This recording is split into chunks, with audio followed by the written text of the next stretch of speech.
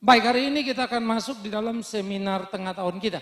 Ya, memang tidak persis pertengahan tahun ya, ini bukan bulan Juli. Tetapi seminar tengah tahun kita selalu ada awal tahun, tengah tahun. Di tengah itu yaitu Januari, lalu kita nanti di sekitar bulan Agustus seperti ini yang kita sebut tengah tahun. Nah, kali ini kita akan mengangkat apa yang kita sebut sebagai tulip. Ya.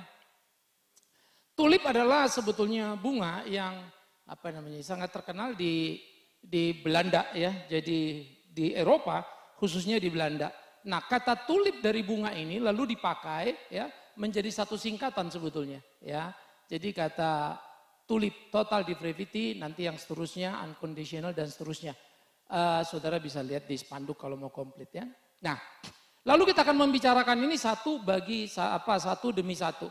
Ini mau mengisahkan kepada kita sebetulnya bagaimana pemahaman keimanan kita di dalam memahami apa yang menjadi ketetapan kehendak Tuhan. Sehingga tulip menjadi satu kata yang mudah diingat, namun sangat padat di dalam pemahaman tentang keimanan kita. Kata kunci dari ini menjadi sangat penting, sehingga selebihnya menjadi pengembangan. Bagaimana memahami kebenaran iman Kristen itu secara sistematik. Yang kedua, ini juga menjadi penting bagi kita, sehingga dengan demikian kita makin memahami hakikat diri kita, makin memahami kenapa dunia ini seperti ini. Kenapa orang berpikir seperti itu. Segala sesuatu akan dengan mudah dipahami ketika kita mengerti ini dengan baik. Karena itu saya berharap saudara memperhatikan baik-baik, lalu nanti di akhir seminar ini kita akan ada tanya jawab begitu ya. Yang kedua, supaya saudara juga jangan sampai lepas dari 5 seri ini, supaya mendapat satu pemahaman yang utuh. Yang pertama saudara, total depravity, penyebab kerusakan total. Apa sebetulnya yang dimaksud dengan kerusakan total? Mengapa manusia itu bisa menjadi rusak total? Pertama, harus kita sadari Tuhan menciptakan manusia segambar dan serupa dengan Dia. Keunggulan keagungan manusia sebagai segambar serupa dengan Dia di dalam tebelnya Alkitab hanya 2 pasal saja yang membicarakan. Kejadian 1, kejadian 2, kejadian 3 sudah jatuh dalam dosa. Sehingga kalau dalam secara guyonan penciptaan menjadi hal yang dengan sederhana Tuhan lakukan, tetapi penebusan menjadi hal yang serius yang menuntut banyak hal Tuhan kerjakan. Ya, untuk menciptakan manusia dia tidak perlu mati dan menumpahkan darah, tapi itu menebusnya ya. Ya berkata jadi, maka jadilah. Jadilah pagi, jadilah petang, itulah hari pertama, semuanya baik dan seterusnya. Nah, manusia diciptakan segambar dan serupa dengan Allah. Istilah segambar dan serupa dengan Allah menunjuk kepada potensi di dalam diri manusia. Manusia dalam tanda petik seperti Allah tetapi bukan Allah. Ya. Manusia mempunyai kemampuan untuk mencipta. Allahnya pencipta, manusia pencipta. Hanya Allah pencipta ex nihilo, dari tidak ada menjadi ada. Manusia ada satu menjadi ada, yang kedua dan seterusnya. Tetapi kita adalah makhluk kreator. Allah adalah penguasa yang mengelola seluruh alam semesta. Dia memberikan kekuasaan kepada kita. Dan kita berkuasa untuk mengelola sekitar kita di dunia ini. Maka kita diberi kuasa, taklukkanlah bumi. Yang ketiga, Allah itu menata, mengatur segala sesuatu sedemikian rupa dan teraturnya. Maka kita pun disuruh menata layan Taman Eden, mengelola dan mengatur sedemikian rupa. Ya, Allah di dalam segala kesempurnaannya menjalankan apa yang menjadi ketetapan kehendaknya. Nah, oleh karena itu, Dia yang ada melintasi ruang dan waktu, kita ada di dalam ruang dan waktu. Kita ini menjadi seperti Allah, kata Mazmur nomor 8, tetapi bukan Allah, tapi seperti Allah. Tetapi kita ada di dalam ruang dan waktu. Nah, Dia beyond our time, beyond our place gitu ya. Dia ada di luar ruang dan waktu. Nah, itu Allah kita. Nah, oleh karena itu pada waktu manusia jatuh ke dalam dosa, seluruhnya menjadi kacau balau. Manusia disebut mati, terpisah dari Allah. Jangan kau makan buah ini. Jikalau kau makan, kau akan mati. Jadi saudara, dengan jelas Alkitab mengatakan kau akan mati. Maka mati tidak punya keinginan. Ini Alkitab jangan digoyang-goyang dulu. Tidak perlu kau menerjemahkan, nanti saya akan tunjukkan kenapa manusia menjelajah, mencari usaha penjelasan tentang keselamatan. Alkitab dengan tegas berkata, jangan makan buah itu kau makan mati, bukan pingsan. Kalau orang pingsan, nanti dia dalam sadar-sadar remang-remang misalnya gitu ya, dia masih mungkin bisa minta tolong, dikasih obat dia masih bisa telan. diinfus darahnya, obat yang diinfus masih bisa masuk. Tetapi kalau orang mati tidak ada guna lagi. Sudah tidak bisa ditolong. Dia tidak bisa menolong dirinya dengan untuk apapun. Nah itu mati. Dia tidak punya keinginan apapun. Itulah gambaran orang yang mati. Maka tidak punya keinginan untuk selamat. Tidak punya keinginan ini dan itu. Tetapi nanti bagian ini kita akan makin jelas. Yang kedua, rusaknya nilai diri. Salah mengenali diri. Sehingga manusia pada waktu jatuh ke dalam dosa. Manusia itu malu terhadap dirinya. Mereka menyadari dirinya telanjang. Dari kemarin pun mereka telanjang. Bagaimana engkau baru mengerti sekarang telanjang? Karena di sini bukan kaitan kepada pengetahuan. Bahwa kemarin saya tidak mengerti, sekarang saya jadi tahu sehingga saya telanjang. No. Kalau bicara tahu, dia sudah tahu sejak diciptakan. Jikalau dia tidak tahu, sebelum diciptakan maka dia bukan yang sempurna. Jadi konsekuensi logis harus berhati-hati. Jikalau dia tidak tahu, Tuhan tidak mungkin suruh dia mengelola alam semesta. Bagaimana orang bodoh bisa mengelola alam semesta? Maka tahu itu bukan kaitan dengan hal itu. Dia sudah tahu. Tetapi pada waktu tahu dia berdoa telanjang. Itu karena kehilangan kemuliaan Allah. Allah tidak lagi menyertai. Ketelanjangan adalah kesucian. Di dalam relasi suami istri. Tetapi ketelanjangan menjadi aib mengerikan. Setelah dosa menggerayangi hidup manusia. Nah ini menjadi bahaya. Ya. Jadi rusak nilai dirinya. Tidak lagi mampu. Karena itu ini akan mengalami kekacauan berikutnya. Saya kasih gambaran sedikit. Lalu Tuhan datang, manusia sembunyi. Ini udah kacau balau. Mestinya kan senang ketemu Tuhan, sekarang enggak. Wanita atau perempuan Hawa yang diberikan menjadi pendamping. Lalu dipersalahkan. Hawa persalahkan lagi ular. Semua menjadi kacau balau. Ya, sehingga manusia itu mengalami disorientasi begitu, yang sangat berat sekali. Sehingga karena sudah mati pada diri hakikat potensi ilahi yang ada pada dirinya. Yang ketiga, hidupnya itu berpusat pada nilai yang relatif, bukan kebenaran Allah yang mutlak. Sehingga manusia itu pada nilai-nilai yang relatif yang dipahaminya. Ya, tentang Allah, ini Allah betul. Nanti dia datang tanya saya, dia ngumpet. Oh ini manusia bikin salah, ini karena dia. Saya kalau nggak begini, tapi pasti nggak bisa. Tetapi kemudian ada kesadaran, tapi saya juga butuh dia. Sehingga Adam tidak membuang Hawa, sekalipun mempersalahkannya. Ya, nanti saya akan jelaskan lagi bagian itu. Yang keempat, sistem relasi dengan Allah menjadi kacau. Lalu manusia membangun agama dengan inisiatifnya. Nah itulah kasus Menara Babel. Menara Babel adalah satu model contoh yang sangat aktual. Bagaimana manusia mau mencari Allah. Manusia membangun menara, mau menjangkau Allah. Allah marah dan membubarkan mereka. Sehingga mereka kacau balau. Di situ bahasa menjadi titik kekacauan. Tapi nanti hari Pentakosta pencurahan Roh Kudus, bahasa menjadi pemersatu yang luar biasa. Ya, jadi satu bahasa yang sama, Allah bisa pakai mengacaukan manusia. Bahasa itu dalam sisi yang lain, Allah bisa pakai mempersatukan manusia. Maka tidak penting apa yang kau punya dan bagaimana hidupmu, tapi penting siapa yang kau percaya dalam hidupmu. Ya. Uangmu bisa jadi malapetakamu, tapi uangmu bisa jadi bahagiamu jikalau Tuhan bersama dengan kamu. Jadi kita mesti mengerti betul bagaimana menempatkan diri sehingga kita tahu skala prioritas yang harus kita kejar dalam hidup kita dan tidak terjebak pada perangkap yang salah. Nah, oleh karena itu kekacauan manusia semakin menjadi-jadi. Tapi perhatikan tadi ya, manusia beragama mau mencari Allah. Bagus dong, hebat dong. Tapi sorry, Allah yang dia cari, Allah menurut dia. Jadi nanti kita rosak total ini akan mengertikan. Manusia adalah gambar dan rupa Allah yang rusak, yang sudah kehilangan kemuliaan Allah, kehilangan kesucian Allah, sehingga dia mengalami kekacauan. Sehingga nilai pada diri dia, nilai pada hidup dia adalah nilai yang amat sangat relatif.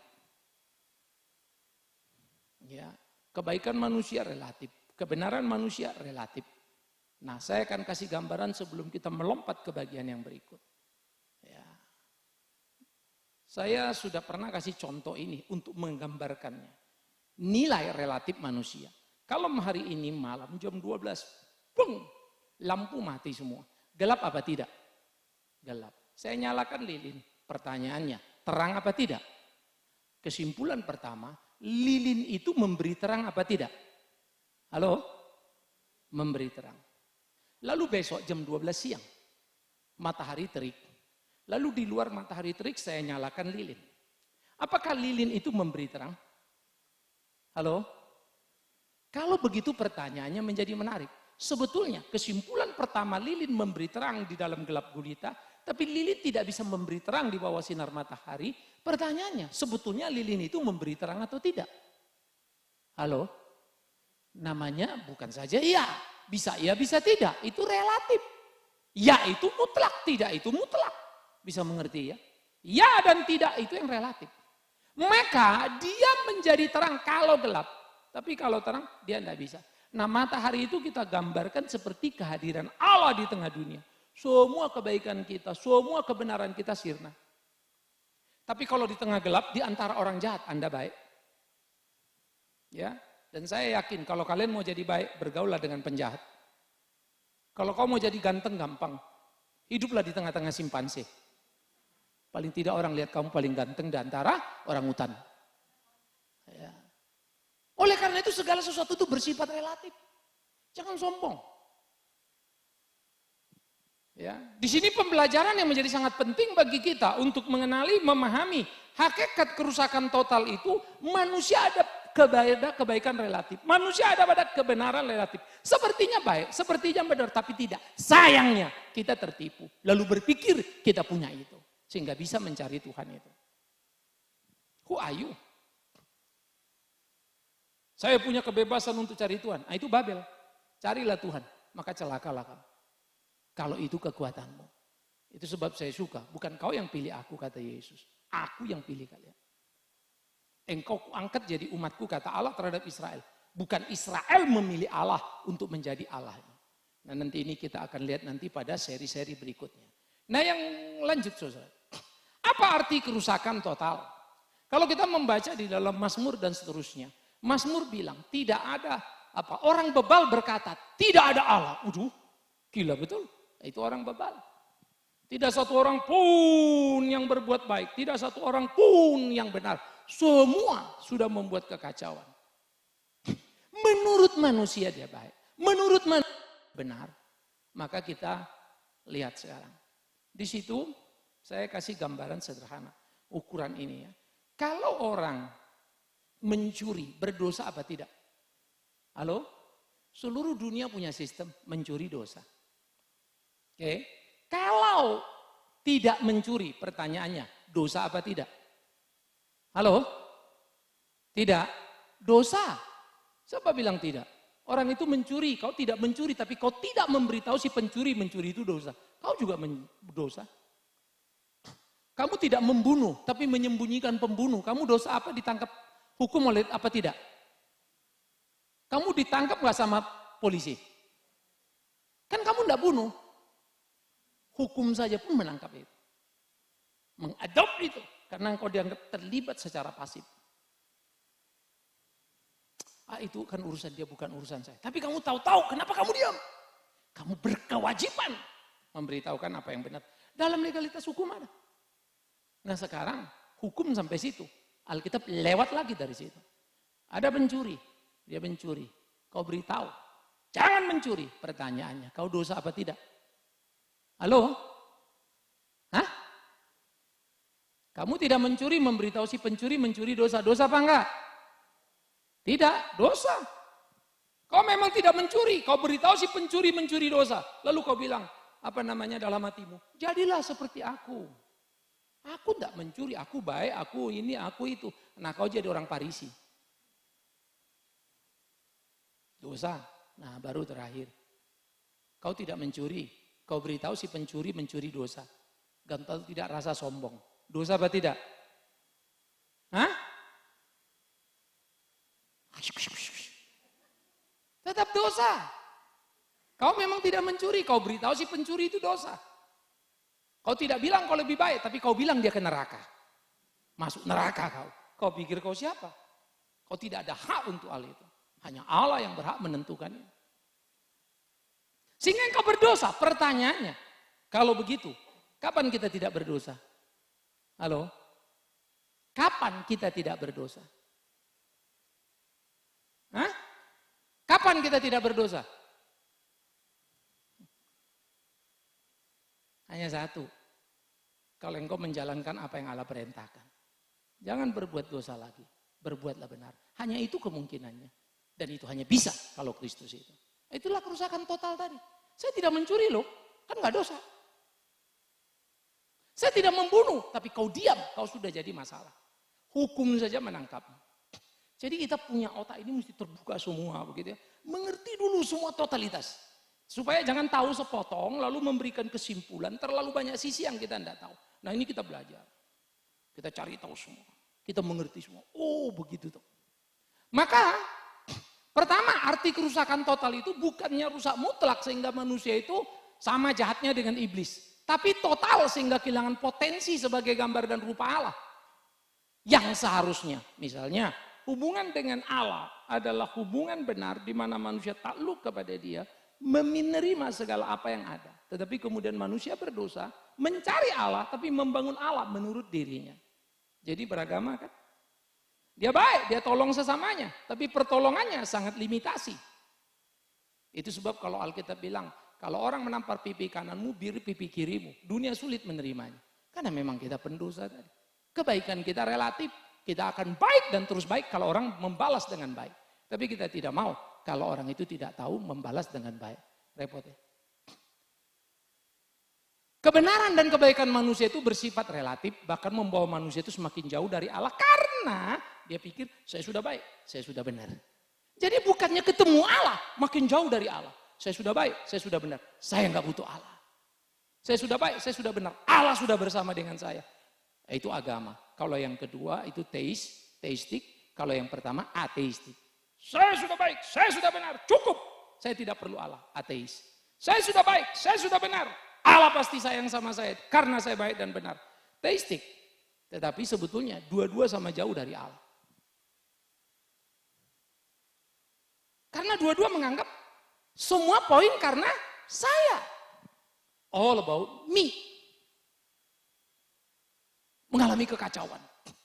Itu sebab dunia ini rusuh, saudara. Sulit sekali untuk mengerti. Orang-orang Kristen pun tidak mampu lagi menghargai Alkitab. Semua hidup beragama saja. Kita tidak lagi suka pada pengajaran yang ketat. Kita mencari ajaran yang menyenangkan telinga. Nah itu bahaya. Oleh karena itu kesadaran bertuhan adalah membangun konsep agama sendiri pada orang berdosa. Rusak total.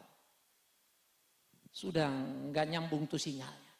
Tuhan ngomong apa, dia nangkap apa. Tuhan mau apa, dia mau kemana. Sepertinya dia menjawab panggilan Tuhan. Datang padaku. Tapi dia pergi kepada patung. Dia pergi kepada dirinya sendiri. Sehingga peristiwa Babel ini menjadi sangat penting. Karena itulah ketika orang Israel dipanggil oleh Tuhan diberi 10 hukum. Jangan ada padamu ilah lain di hadapanku. Dan seterusnya.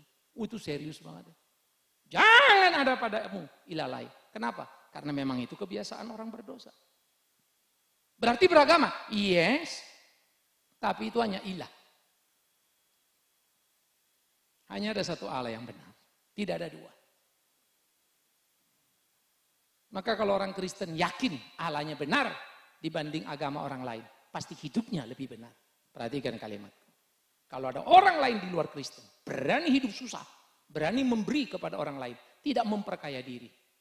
Tetapi orang Kristen memperkaya diri. Dia sebetulnya hidup tidak lebih baik dari orang yang tidak Kristen. Sesungguhnya dia bukan Kristen. Hidup kita itu seperti panggilan Allah. Tidak ada yang salah dengan kekayaanmu. Yang jadi salah, untuk apa kau pakai kekayaanmu? Kalau hanya membesarkan dirimu, Tuhan akan murka padamu. Jadi kita mesti berpikir dengan jeli. Maka orang muak dengan kekristenan. Kekristenan sekarang ini adalah kekristenan mercusuar. Membangun gedungnya tinggi-tinggi. Tapi tidak lagi mendarat di bumi. Dan menolong orang yang tenggelam. Miris ya. Ini menjadi pergumulan serius kita. Jadi kita perlu sekali untuk berhati-hati. Kerusakan mutlak. Bukan kehilangan potensi beragama dan berbudaya. Ingat tadi yang saya bilang. Namun sebagai gambar dan rupa Allah yang rusak. Semua yang dilakukan bersifat relatif. Fenomenanya benar. Dia pergi ke gereja. Hakikatnya enggak juga. Di gereja dia nipu juga kok. Di gereja dia fitnah juga kok. Dia ke gereja tapi mukanya lapan. Senyum sama kau, ditusuknya kau dari belakang. Pak Pendeta juga bisa salam kamu. Sambil Pak Pendeta senyum dalam hatinya, kapan kau ini mati? Karena dia sudah jengkel ngeliat kamu. Bisa? Itu hidup. Semua kita di sini bisa. Datang ke gereja. Indah loh, bagus loh, bertuhan loh. Tapi apa yang kita lakukan akan membuktikan. Semua orang berkeluarga, pergi kumpul keluarga, berbudaya loh. Dia tolong orang lain supaya orang lain bilang dia baik. Maka kalau dibilang tidak baik, dia juga jadi marah. Semua kita gila pujian. Nah, itu manusia berdosa. Semua serba transaksi. Nah, ini yang harus kita pikirkan bersama. Karena itu, apa yang dikatakan Alkitab menjadi senarik ya. Dalam Matius 5 ayat 20 saya suka sekali kalimat Tuhan Yesus begitu keras. Hei murid-muridku dengar, kalau hidup keagamaanmu tidak lebih baik dari orang-orang Farisi itu, kau tidak masuk surga. Kalimatnya tegas banget. Kalau hidup keagamaanmu tidak lebih baik dari orang-orang Farisi, kau tidak masuk surga. Orang Farisi dikenal sebagai orang beribadah tapi penuh kemunafikan. Jadi kita harus beribadah tapi tidak punya kemunafikan. Nah, itu namanya lebih baik. Kamu tidak punya motif yang kamu simpan di dalam dirimu. Itu namanya baik. Sehingga kita mulai meneropong diri kita. Kita mulai perhatikan, mulai pikir-pikir. Saya ini cukup baik apa tidak ya? Ya jadi ini yang harus kita perhatikan. Oleh karena itulah banyak sekali orang-orang yang mengaku percaya kepada Kristus sebagai orang Kristen. Tetapi hidupnya tidak lebih baik dari orang yang tidak percaya. Yang kita sebut non-Kristen. Kalian harus gelisah kalau ada orang tidak Kristen lebih baik dari kalian. Saya selalu kalau pikirkan Master Chan itu ya. Yang mendirikan Buddha Seci. Lalu saya perhatikan apa yang dia kerjakan. Saya sangat gelisah. Saya gelisah. Gila. Ini orang Buddhis. Tapi punya gerakan luar biasa seluruh dunia. Saya baru Kalimantan. Kalau Tuhan izinkan baru Papua. Dia sudah lintas negara. Lalu saya pikir, God, luar biasa loh. Ada 1001 dalih yang bisa kita bilang, oh dia gini, oh dia gitu. Forget it. Dia lakukan, kau tidak. Itu aja yang penting. Semua kita akan ribut sama orang. Oh dia gini, oh dia gitu. Tapi kita kurang mampu menghargai orang lakukan yang baik. Nah itu manusia berdosa. Semua orang akan kita bilang kurang. Tidak mampu melihat kelebihan. Orang itu punya kelebihan atau tidak cuma satu. Kalau kamu suka atau tidak. Tapi orang yang tidak kamu suka, biarpun dia punya kelebihan, tetap menurut kamu dia punya kekurangan yang terlalu banyak. Miris. Tapi itulah kehidupan. Sehingga orang Kristen di atas panggung dunia kurang mendapat apresiasi.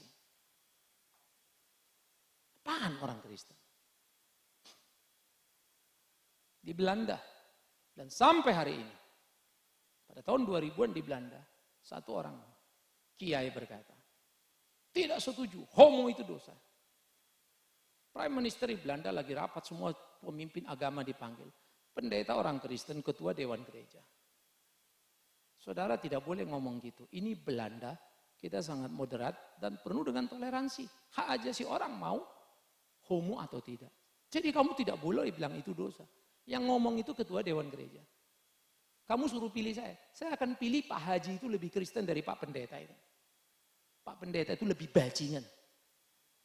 Tapi orang Kristen selalu bilang, agama ini teroris, agama ini itu. Apa kalian tidak pernah memikir dan kita tidak pernah sadar betapa jahatnya sebetulnya juga orang Kristen? Ingat ya, mungkin kita tidak mencuri, tapi tidak pernah memberitahu si pencuri itu dosa. Mungkin kau tidak mencuri, tapi kau tidak pernah menolong orang susah di sekitarmu. Padahal kau punya uang yang cukup untuk membantunya. Oleh karena itu kita harus berhati-hati sekali. Karena itulah kerusakan total ini mau mengajar kita. Sejauh mana sebetulnya kita menyadari diri bahwa kita sudah rusak total. Sejauh mana kita mengerti itu? Harus hati-hati. Akibat. Kalau tadi artinya kerusakan total, sekarang akibat dari kerusakan total itu apa? Secara aktif kita tidak bisa berbuat benar. Baru Kejadian pasal 6, 1, 2 manusia diciptakan, bagaimana tugas tanggung jawabnya. 3 jatuh dalam dosa, 4, 5 terserak sana sini, 6 hidupnya sudah dicatat. Manusia itu kecenderungan hatinya selalu membuahkan kejahatan dan dosa semata. Cuma dosa dan kejahatan tok yang dihasilkan manusia. Ingat, bertuhan pun dia berpikir, dia menemukan Tuhan. Padahal dia makin jauh dari Tuhan karena dia mendapat ilah lainnya. Manusia selalu berbuat dosa. Bahkan dalam perbuatan baiknya yang relatif dia berdosa karena berpusat kepada dirinya. Dia meniadakan Allah sang benar yang sejati. Seperti tadi itu. Aku pergi mencari Tuhan. Ingat tadi Menara Babel. Aku sudah berbuat ini dan itu. Dia pikir dia luar biasa. Mengapa manusia tidak bisa menemukan Allahnya? Karena sudah mati. Mengapa manusia tidak bisa menemukan Allahnya? Tidak punya lagi kemampuan. Mengapa manusia tidak bisa menemukan Allah yang sejati? Dia tidak berdaya. Dia tidak bisa mengenali. Apalagi mendatangi. Nah itu manusia berdosa. Sehingga secara aktif dia tidak bisa berbuat benar. Terus menerus dia berbuat dosa. Tidak bisa tidak berdosa. Bahkan sejak kecilnya. Hati-hati ya, sejak apa? Bisakah kita tidak berdosa? Tadi kita bilang bisa misalnya. Lagi di kandungan, lagi di apa. Baca Mazmur baik-baik. Kau sudah mengenal aku busuk sejak di kandungan ibuku. Kita pendosa sejak dulu kala. Bahkan sebelum kau lahir. Itu sebab seluruh dunia, seluruh manusia membutuhkan pengampunan dosa. Tidak ada besar, tidak ada kecil. Kalau kita bilang, oh sejak kecil nggak dosa dong Pak. Berarti kau Kristen ngakunya. Tapi sebetulnya pahammu lain. Tabula rasa itu tidak dikenal dalam kekristenan. Dosa turunan. Maka seringkali orang Kristen tidak Kristen dalam pikirannya. Miris ya. Bahkan aktivis gereja pun bisa salah dalam pemahaman. Nah, ini kita harus hati-hati. Karena itu saya harap semua kita belajar dengan serius, memperhatikan dengan baik-baik. Oleh karena itulah Yeremia pun mengatakan hati orang berdosa itu sangat licik. Tidak bisa diduga. Ya, sampai kamu bisa tertipu olehnya dan kamu berpikir dia baik. Padahal sesungguhnya ia jahat sekali. Jadi disinilah gambaran-gambaran Alkitab yang memberikan gambaran yang tuntas kepada kita. Tentang bagaimana hidup manusia itu di dalam pergerakan yang sangat mengerikan itu. Ya. Bagaimana kita menjadi kacau di dalam kehidupan kita. Bagaimana kita menjalani kehidupan kita. Kita diperanakkan dalam dosa. Dalam kesalahan kita dikandung ibu kita. Itu Alkitab. Sejak di kandungan ibuku. Ya Tuhanku. Dalam kesalahan aku diperanakkan. Dalam dosa aku dikandung. Saya mau tanya siapa di antara saudara yang tahu ayat ini dan ngerti iya. Memang sejak di kandungan itu kita ada dosa. Yang pernah baca ayat ini siapa? Tidak ada ya. Terlalu banyak sebetulnya di Alkitab yang kita tidak perhatikan. Kenapa kita khotbah itu selalu ekspositori? Kita ambil dari kitab ke kitab ke kitab ke kitab supaya clear. Paling gampang itu khotbah tematik. Saya tinggal comot-comot Alkitab selesai. Tapi kalau ekspositori kita mesti melihat ke kiri ke kanan kemungkinan yang beda. Barulah kita bisa bertanggung jawab dalam khotbah secara tematik. Maka kalau kita melihat keseluruhan Alkitab, kita tercengang, kita kaget. Dan inilah kita. Oleh karena itulah iblis selalu sukses menipu orang yang tidak memahami Alkitab dengan baik. Sehingga berpikir dia bisa hidup benar. Sehingga dia berpikir dia sudah Kristen. Bukankah orang-orang Yahudi merasa mereka yang masuk surga? Bukankah para imam Farisi merasa yang masuk surga? Maka Matius 23 Tuhan Yesus bilang apa? Kalian pemimpin-pemimpin agama, imam ahli Taurat, Farisi. Kalian ini tidak masuk surga. Tapi jahatmu, kau menghalangi orang yang mau ke surga. Aduh mak, kok bisa gitu? Karena di gereja mereka bikin peraturan. Kalau begini gini ya, kalau korban ini gini ya, kalau mau kasih ini gini ya. Wah segala macam diberikan. Apalagi ahli-ahli Taurat itu. Kalian ini harus menghormati wakil Allah lebih dari orang tuamu. Siapa itu? Imam-imam itu. harus dihormati lebih dari orang tua. Alkitab bilang hormatilah orang tuamu. Orang yang tahu menghormati orang tuanya akan tahu menghormati orang yang lebih tua darinya. Dan orang yang menghormati orang tuanya akan tahu menghormati orang yang memberitakan firman Allah kepadanya. Tapi ahli Taurat memelintir. Sehingga banyak orang-orang mengabaikan urusan bertanggung jawab pada orang tuanya. Kita juga banyak pelayanan. Mengabaikan keluarga atas nama pelayanan. Bagaimana mungkin? Tak bisa itu. Karena itu kita perlu sekali untuk berhati-hati di dalam seluruh aspek hidup kita. Jadi secara aktif tidak bisa berbuat benar. Secara pasif tidak bisa menolak dosa. Diam pun dia tidak bisa nolak dosa. Karena dosa telah memperbudak manusia. Sehingga manusia itu tidak mampu menolaknya. Dia digerogoti terus, dia dihabisi terus, dia dipengaruhi terus. Ya, bahkan dalam tidak berbuat, ia memikirkan dosa. Perhatikan, dalam tidak berbuat, manusia memikirkan dosa itu. Kalau kita mau jujur, kapan kita tidak berdosa? Terlalu sulit menemukannya. Kita hanya bisa pada titik itu kalau di dalam Tuhan dan melakukan apa yang Dia mau. Ya. Sesungguhnya, ya Tuhan. Orang-orang Israel bilang, aku tidak bersalah. Memang murkanya telah meninggalkan aku. Sesungguhnya aku akan membawa engkau ke pengadilan. Oleh karena apa? Engkau berkata, aku tidak berdosa. Kita jadi dosa karena bilang tidak berdosa. Miris ya. Waduh. Jadi kalau aku bilang aku nggak dosa, jadi dosa. Yes. Kalau kau belum dalam Kristus ini. Hanya Kristus yang tidak berdosa. Nanti saya akan singgung seorang pemuda yang baik. Yang datang bilang, guru yang baik, langsung Yesus menatap dia.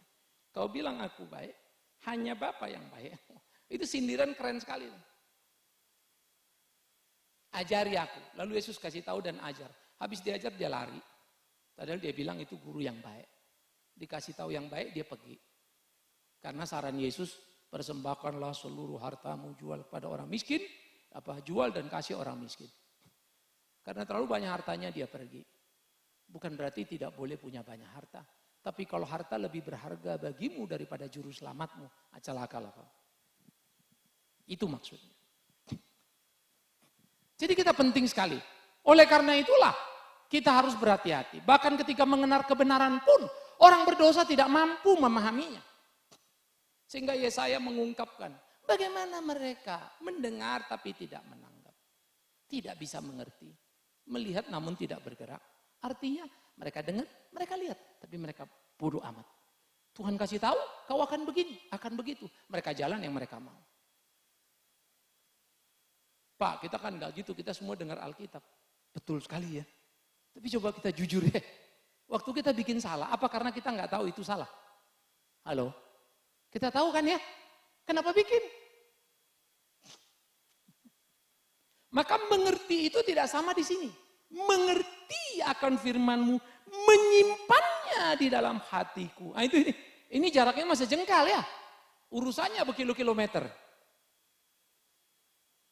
Karena di sini kita merekam, tahu, tapi di sini tidak menyimpan dan melakukan apa yang menjadi ketetapan kehendak Tuhan. Karena itulah dikatakan di dalam diamnya pun manusia ada pada status manusia berdosa. Di dalam kandungan pun ia sudah demikian. Betapa parahnya hidup manusia. Tidak ada harapan. Yes. Karena itu saya tidak heran kalau pikir lagi Alkitab ya. Banyak yang dipanggil, sedikit yang dipilih. Banyak yang ke gereja, sedikit yang masuk surga. Wow. Sementara gereja begitu bernapsunya untuk menyebut gerejanya sebagai jalan menuju surga. Malaikat bingung. Entah sejak kapan mereka mengambil hak paten itu. Oh ayo. Biarlah gereja menjadi gereja yang memberitakan Injil. Supaya orang boleh mengenal Kristus. Maka jikalau orang sudah mengenal Kristus. Kristus akan membawa dia ke surga itu. Itu bukan bisnis pendeta. Bisnis pendeta memberitakan Injil itu. Ya. Oleh karena itulah kita harus hati-hati. Karena itu tidak heran ketika banyak orang belajar dan mengatakan kebenaran. Namun apa?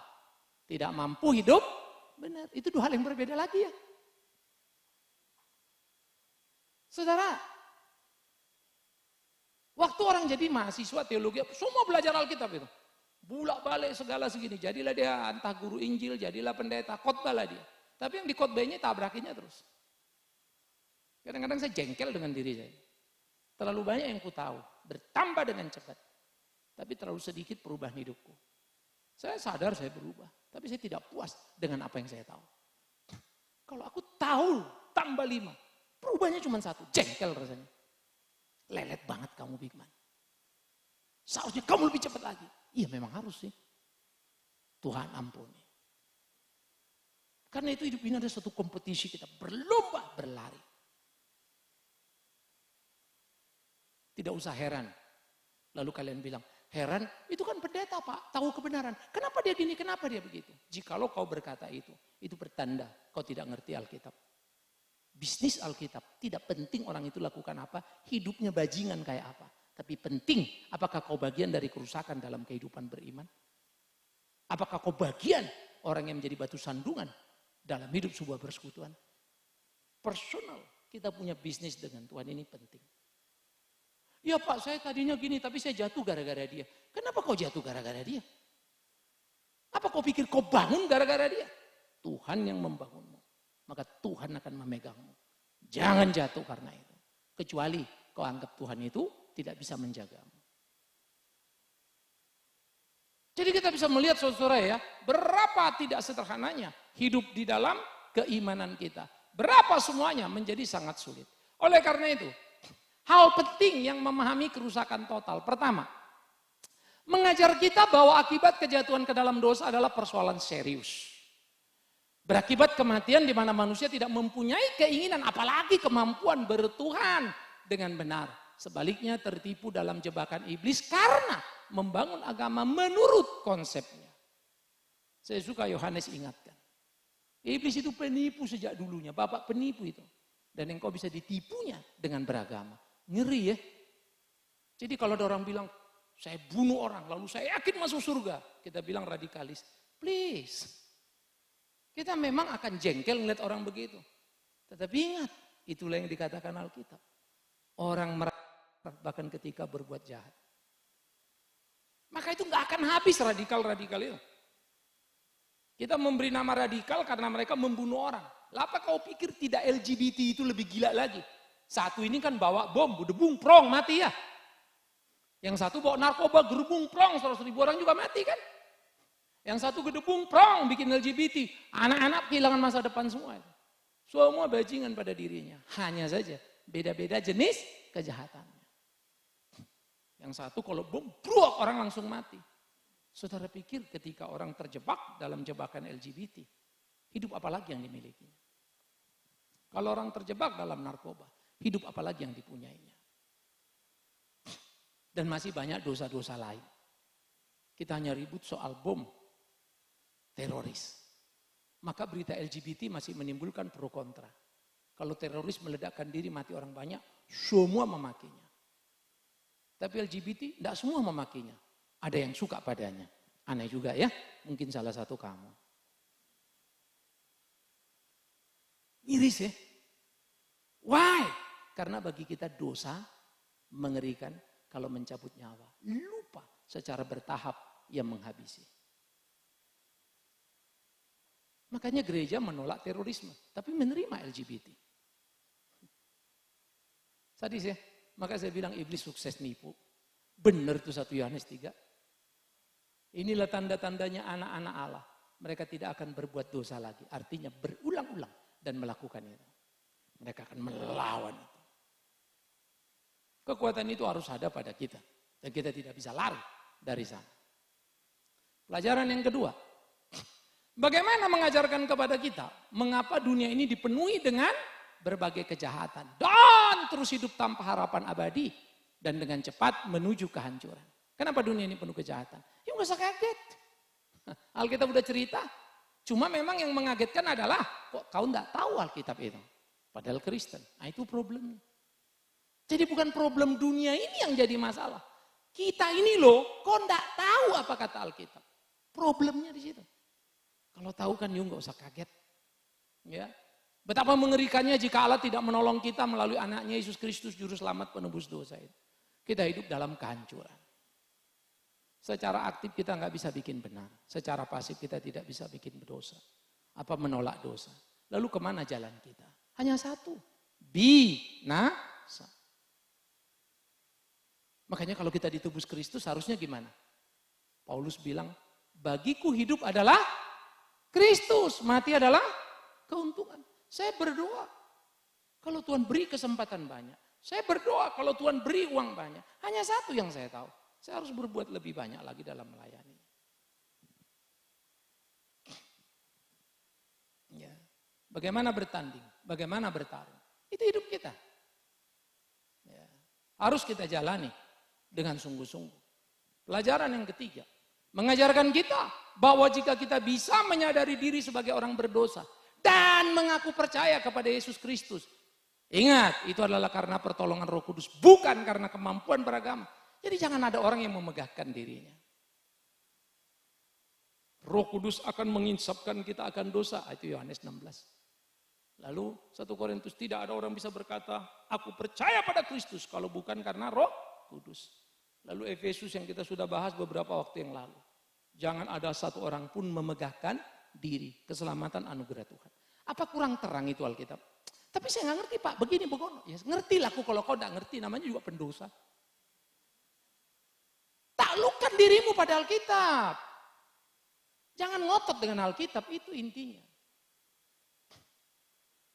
Tidak suka dengan tidak menerima, tidak suka kepada yang benar, bukan berarti yang benar jadi salah kan. Itu tetap benar, cuman kamu nggak suka, ya mau diapain? Lucunya banyak yang kita nggak suka dalam sebuah peraturan. Tapi demi kepentingan kita bisa mengikutinya. Ya. Oleh karena itu kita harus berhati-hati sekali. Nah, total depravity, ajaran total depravity dalam Alkitab jelas membedakan dengan paham lain yang berkata begini. Manusia bisa mencari sendiri dan menemukan Allah yang sejati. Nah, itu filsafat. Naturalisme teologi. Ya, tokoh besarnya nanti kalau dalam kekristenan itu namanya Pelagius. Oke. Nanti Pelagius itu berhadapan dengan Agustinus. Dia lempengkan lagi. Sola Gratia itu apa sih? Hanya anugerah. Manusia bisa menyelamatkan dirinya dengan perbuatan baik. Itu humanisme teistik. Buddhisme juga begitu. Hidup dan mati adalah maya. Hidup adalah mati, mati adalah hidup. Karena reinkarnasi. Semakin banyak perbuatan baik yang kau buat, semakin cepat kau masuk dan lepas dari lingkaran itu masuk kemana? Nirwana. Itu adalah nirvana. Kamu tidak lagi fana. Berputar, berputar, berputar. Kamu lepas dari lingkaran. Masuk ke tempat yang baik, indah itu. Yang disebut surga. Hanya dalam Buddhisme tidak mengenal Allah. Kita ini Allah mikro yang akan menjadi Allah yang makro. Jadi ya harus hati-hati loh. Mengerti semuanya. Ya. Yang ketiga, manusia bisa memilih sendiri dengan free will-nya untuk bertindak percaya pada Allah atau bukan. Nah, ini humanisme dan Arminianisme juga ada di sini. Sebetulnya Yakobus Arminius yang disebut Arminianisme itu originalnya dia adalah murid daripada Calvin Institute sekolah daripada aliran Calvin.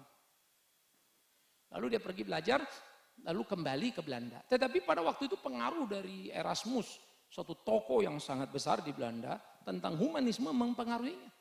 Dia sadar betul sebetulnya manusia itu mati total dan tidak bisa memilih Allahnya. Tapi kemudian humanisme bilang manusia itu bisa memilih, sehingga dia harus menjawabnya dengan hati-hati. Maka humanisme itu mirip Pelagius, manusia itu sehat bisa cari sendiri. Lalu Arminius bikin sedikit downgrade.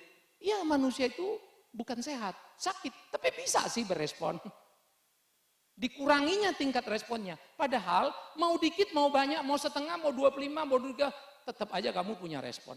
Problemnya, jikalau kamu punya respon untuk kamu bisa selamat, maka keselamatan tidak mutlak karya Kristus. Karya siapa? Kristus dengan pertolongan kita. Kalaupun dia 99%, dia butuh 1% bagian kita. Kasihan sekali Kristus. Berarti penebusannya tidak sempurna. Itu konsekuensi logisnya banyak loh. Berarakan tuh Alkitab semua. Makanya jadi orang Kristen hati-hati. Kita mesti konsisten di dalam semua sudut. Ya. Nah ini yang kita harus hati-hati sekali. Nah oleh karena itu saudara-saudara, kerusakan total sudah membawa kita pada kebejatan mengerikan. Tidak bisa, tidak berdosa. Hukum Taurat diberikan, membuktikan memang kita pendosa. Ini hukum Taurat. Kau ikuti peraturan hukum Taurat ini, selamatlah kau. Hasilnya apa? Babak belur semua. Nabi-nabi pun selamat, tetap saja kasih karunia. Ya. Kenapa dia pilih Abraham? Kenapa dia pilih Nuh? Nah, itu kita akan bicara next. Nanti saudara akan melihat doktrin pilihan itu sejak dunia ini berjalan itu Tuhan sudah desain begitu luar biasa.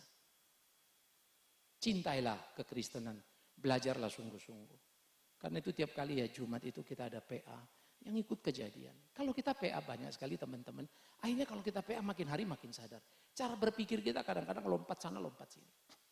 Makin pelan-pelan, ikut Alkitab. Makin mengerti, makin mengenal, makin memahami. Kita akan terkejut. Banyak yang kita pikir kita tahu ternyata tidak. Kita pikir benar ternyata salah. Ya, saya harap ini menjadi pembelajaran serius buat kita. Oke, saya stop sampai di sini. Sekarang kita akan masuk dalam diskusi. Siapa yang mau bertanya silakan. Kalau begini bagaimana, kalau begitu bagaimana? Ayo, silakan. Ya. Selamat pagi. Begini Pak, tadi kan kita sudah dapat pengajaran ini dan cukup jelas membuka wawasan bagaimana Allah memilih kita dan bagaimana kita bisa mengenal Allah dengan benar.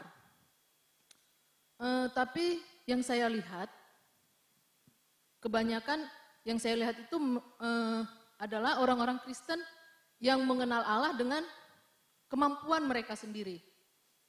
Begitu Pak ya. Apakah itu salah? Tapi mereka sungguh-sungguh gitu. Oke. Saya agak linglung sebetulnya dengan apa yang kamu bilang tadi.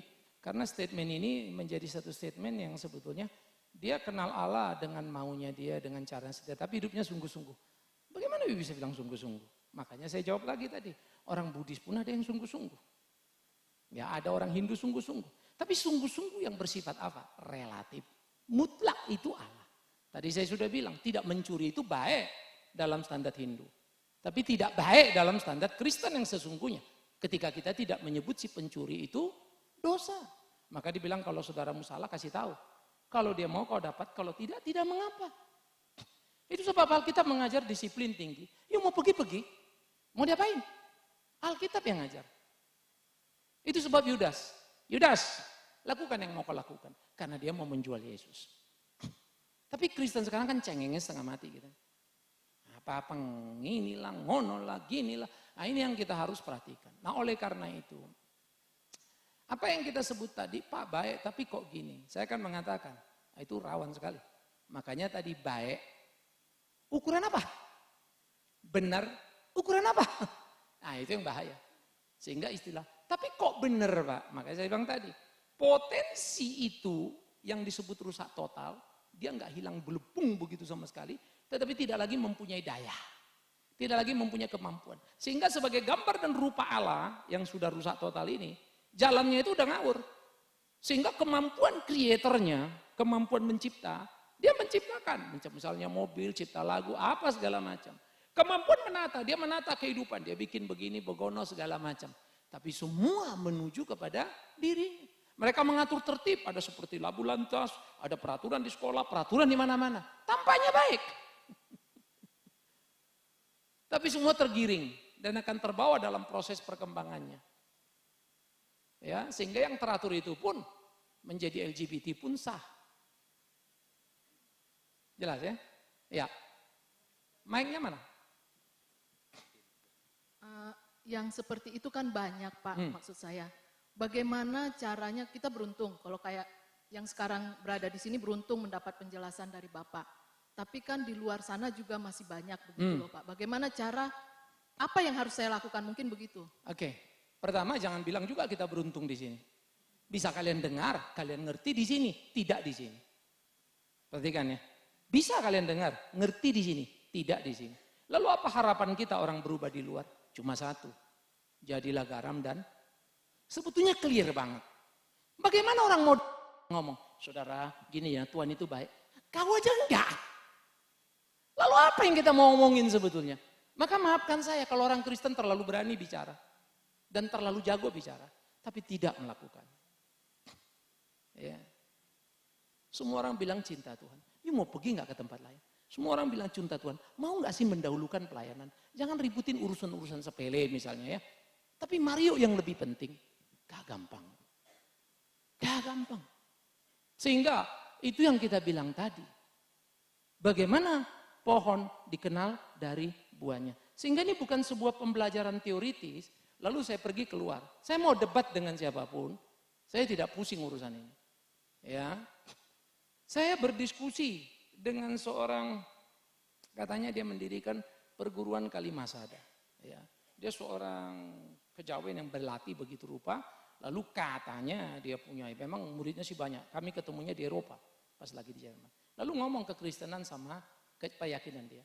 Ringkat cerita, yang dia tanya saya jawab, yang saya jawab dia bisa tanya. Waduh, Pak di kekristenan ada begitu ya? Yes. Saya kasih contoh. Dia percaya katanya akhirnya jadi seorang pemahaman Buddhis. Karena dia pergi ke Sai Baba. Manusia hidup, mati hidup. Kenapa ada kejahatan? Karena waktu dulu dia hidup jahat, lalu lahir, dihukum dia.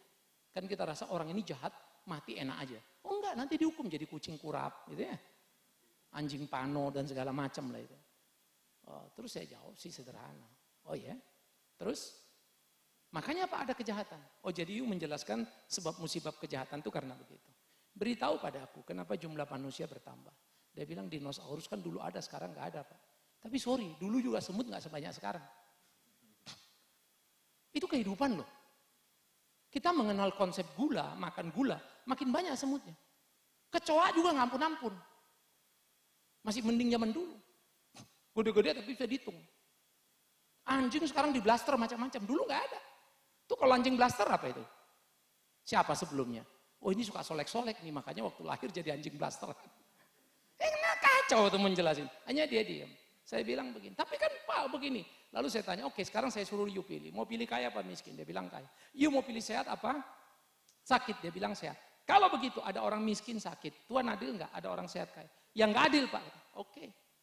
Lalu dua orang ini mati. Yang kaya sehat masuk neraka. Yang sakit miskin masuk surga. You pilih mana? Oh kalau gitu saya mau masuk surga Pak. Dan saya bilang kalau gitu jelas. You yang nggak adil. Semuanya mau ngerampok saya bilang. Ininya mau enak, ininya mau enak. Kenapa sih? Kita menjengkal yang kita nggak tahu. Habis mati you kan nggak tahu. Bagaimana you bisa jengkal? Biarlah dia yang mati, pernah mati dan bangun itu, dia yang cerita, namanya Yesus.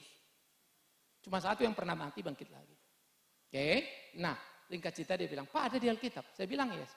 Oke, kalau gitu saya pengen tahu Pak. Oke, kita ketemu Jakarta. Saya kasih kartu nama saya. Sampai sekarang nggak pernah kontak lagi.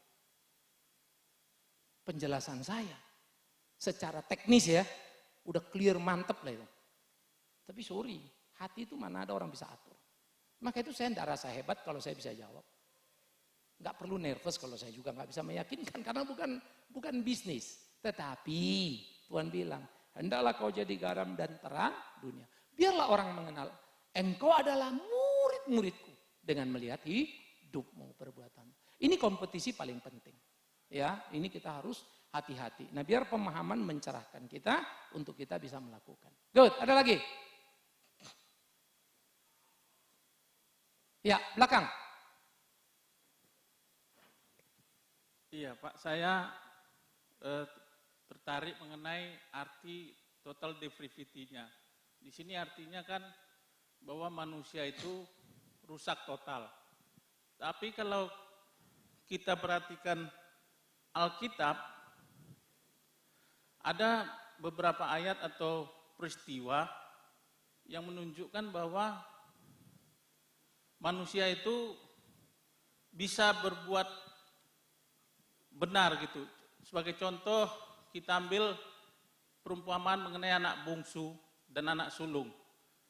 Nah, anak bungsu ketika dia lapar ingin makan makanan babi itu, tidak ada orang yang memberi dia makan.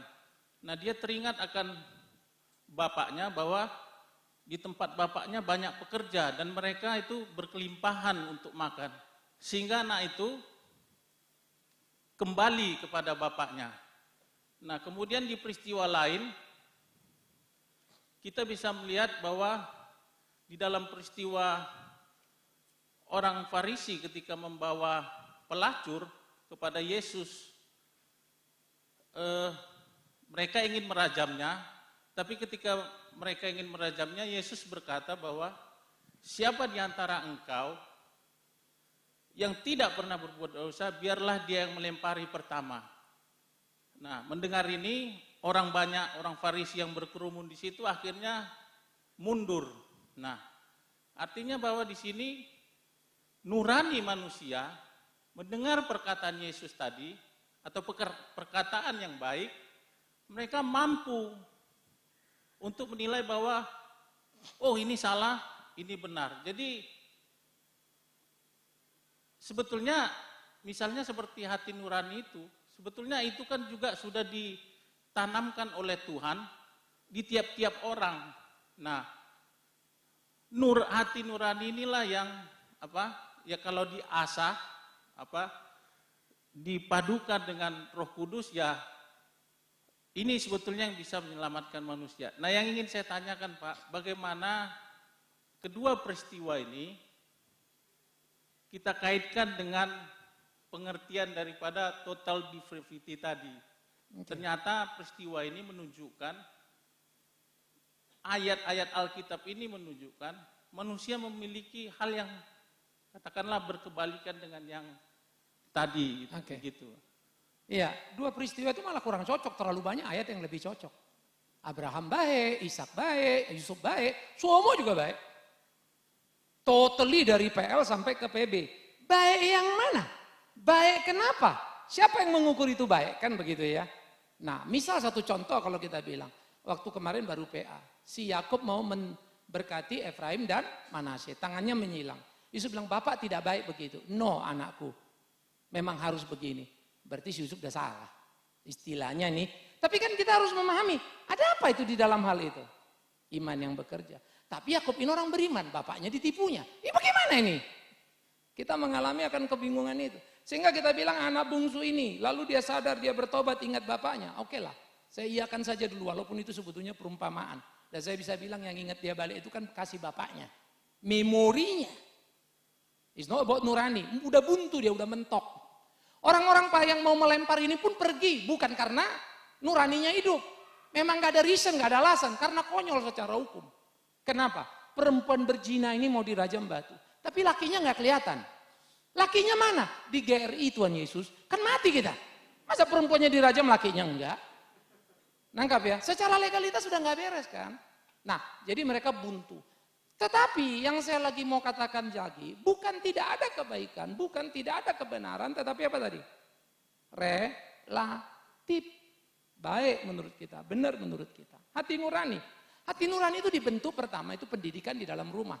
Yuk kalau didik anak, ambil barang teman. Enggak boleh. Itu bukan barang kamu, barang teman. Anak ini akan besar tidak akan ambil barang teman. Tapi kalau dibiarin ambil barang dari sejak kecil, besok pun dia ngambil barang temannya gak rasa salah. Ini anak gak punya nurani, bapaknya yang brengsek. Anak itu jadi korban pendidikan orang tua yang tidak tahu aturan. Nah, kedua anak itu pergi ke sekolah, dia berinteraksi dengan sekolah. Di sekolah dikasih pendidikan. Ada pelajaran-pelajaran. Nyontek gurunya diam aja gak apa-apa. Ini anak akan jadi kebiasaan nyontek terus nih. Nyontek gurunya bilang salah. Kamu tidak boleh nyontek karena begini-begini. Dibentuklah hati nurani itu. Tetapi awas, ini di dalam relationship, human relationship kita. Lalu masyarakat. Masyarakat kita sekarang kalau telepon, bohong dosa enggak? Halo? Tapi kita biasa bohong enggak? Karena bohong itu biasa bohong karena bohong tapi dosa. Bos di dalam, ada telepon, bilang aja saya enggak ada. Rasanya kan enggak terlalu fatal ya, enggak ada. Lah, Secara hitung-hitungan, ya bosnya nggak mau diganggu, itu orang asuransi bilang aja nggak ada. Selesai dong. Tapi secara hakikat, ya tidak. Udah salah kan. Maka kalau semua diukur dari kebenaran itu, rontok semua itu. Ya, nah sehingga tiap orang itu membangun sesuatu tadi yang saya bilang, ada kebaikan yang relatif, ada kebenaran yang relatif, tetapi jangan lupa, justru itulah yang menipu manusia, meninambobokkan manusia sehingga dia nggak rasa perlu Tuhan. Maka hati nurani dipadukan dengan Roh Kudus. Nggak ada hati nurani dipadukan dengan Roh Kudus. Ya, sejak kapan kita bisa mengambil Roh Kudus lalu kita kocok-kocok ya di dalam hati kita? Roh Kudus memurnikan hati nurani orang yang bertobat. Itu beda loh itu. Makanya orang yang bertobat itu yang Yesus bilang, jangan berbuat dosa lagi. Saya kasih contoh sekali lagi, pemuda yang baik itu. Jangan mencuri, jangan membunuh semua ya. Pemuda kaya itu kan, dia bilang apa? Halo, guru semua sudah baik gak dia? Benar gak dia? Benar.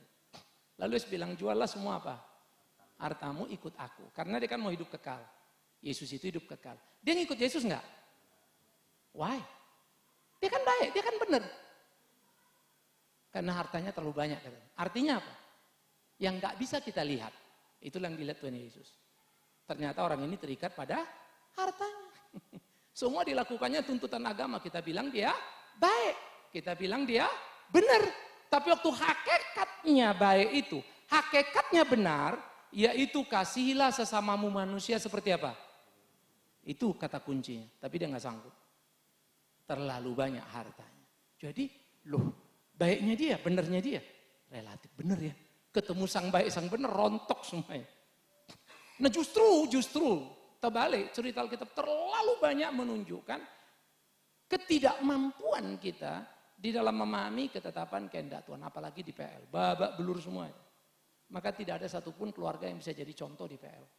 Yuk kaget baca Alkitab kalau perhatiin baik-baik. Ayo kalian mau jadi kayak keluarga siapa? Ayo sini siapa yang pengen jadi Daud? Ada enggak? Mau jadi Daud ibu? Karena istrinya banyak. Ibu mau suami banyak begitu. Gimana?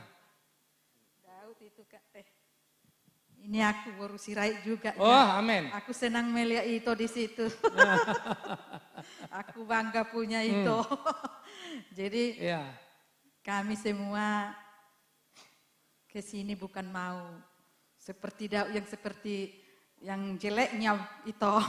Oh, yang gitu. Yang baiknya karena Daud selalu walaupun berdosa selalu dia datang sama Tuhan, gitu aja dari aku ya itu. Oke, good. Karena keturunan Daud juga adalah Tuhan Yesus. Tuhan Yesus juru selamat kita. Jadi kita saling mengasihi, tidak mencurigakan yaitu ya. Tuhan berkati. Haleluya, amin. Ya, jadi kalau dibilang seperti itu, semua kita mau jadi baik, pasti. Tapi tidak bisa mengabaikan dosa. Mau mati pun Daud masih bikin dosa. Itu pertanda betapa rentannya manusia. Dia panggil Salomo, Salomo, aku sudah bersumpah. Aduh, tiba-tiba saya lupa. Siapa ini yang Simei. Tidak bersumpah tidak akan menyentuh dia. Tapi Salomo, kau habisi keluarganya. Karena kau tidak terikat sumpah itu. Ya pakai gila sih Daud, udah mau mati sempet-sempetnya lagi. Nyuruh anaknya ngebunuh keluarganya Simei. Sadis loh itu. Dia ambil Betseba. Daud itu indah ketika belum di istana. Babak belur ketika di istana. Rentannya manusia. Ya, rentannya manusia. Nanti kalau bilang kita misalnya ya betul. Yesus itu anak Daud. Daud itu anak Yehuda. Yehuda itu maaf ya malah tidur sama mantunya. Tapi kan gara-gara itu kita bilang kalau gitu Yesus ini gak baik ini. Karena bapak moyangnya pun kacau balau ini semua. Ya gak begitu juga lah ya. Nah oleh karena itu yang kita lagi mau bicara. Tidak ada satupun yang baik. Tidak ada satupun yang benar. Kecuali Allah yang hidup, Kristus Yesus Tuhan kita. Nah karena itulah waktu kita percaya kita dibenarkan. Nah PL itu mau menunjukkan pada kita. Waduh gila ya. Padahal dia udah dipakai Tuhan luar biasa kan si Daud. Tapi luar biasa juga dosanya. Jadi kalau kita baca semua nanti bagian Alkitab itu, kaget-kaget kita. Nabi-nabi pun bisa salah. Yunus itu kan nabi kan. Disuruh jalan apa yang dilakukannya? Ngelawan. Emang Yunus selalu begitu. Sebelum ditangkap mulut ikan dia baru dimuntahkan baru. Bapak ampun. Tunggu dulu mulut ikan menelan dia. Ini nabi loh ini. Kok gini nih? Tapi itu tadi ya, tidak satu pun yang benar. Kristus kita bersyukur. Puji Tuhan ya. Ada lagi? 2, kiri, 3. Langsung deh, 1, 2, 3 ya. Selamat siang Pak Pendeta. Ya. Ini saya kebetulan orang Batak, marga Sirait juga. Ini kumpulan sirait. Tolong di bawah siapin saksang ya. Jadi gini Pak Pendeta, ini saya simpel aja mau bertanya. Adat agama, ada nggak kaitannya dengan total liberty tadi, di liberty tadi? Kemudian kapasitasnya sejauh mana kita memandang yang dua ini? Kadang-kadang saya melihatnya adat bisa melebihi daripada agama. Terima kasih Pak. Oke. Apakah adat salah? Adat tidak salah. Karena adat adalah bagian dari manusia yang diciptakan Tuhan. Kita diciptakan sebagai makhluk beragama dan berbudaya. Jadi itu di dalam kita itu, iman itu, dia akan memancar dari perilaku. Nah itu salah satu namanya adat. Adat sebetulnya secara sempit, adat Batak, adat Jawa. Adat sebetulnya yang paling tinggi, kasihilah sesamamu manusia seperti dirimu sendiri. Yang kedua, apakah adat ini juga jadi kena dosa? Yes, waktu manusia jatuh dalam dosa, adat sebagai wadahnya bersikap dan berperilaku, berelasi, ternoda, ya otomatis lah. Maka dibuatlah adat-adat ini. Bahkan ada yang cenderung misalnya magis, mistis misalnya. Ini kan udah salah ya. Jadi bahaya. Sehingga kita mesti pilah-pilah. Ulos orang bilang kalau orang Batak misalnya. Dosa enggak? Ya ulosnya enggak dosa. Terus ada yang bilang, oh enggak ini karena ada disematkan ke dukun. Terserah dukun itu di situ. Kalian pergi makan di restoran itu. Kalian tahu siapa yang punya restoran? Jangan-jangan dukun yang punya itu. Atau penyembah berhala kali ya. Dia sembahyang di rumahnya. Kebetulan bakminya enak. Ya kita makan dong. Enggak usah kalian bingung. Nanti bakminya ada roh setannya enggak ya? Sudahlah yang ada setan itu enak. Kau makan. Dengan demikian kau tunjukkan kekuatan imanmu kan. Ku makan kau setan kan gitu ya.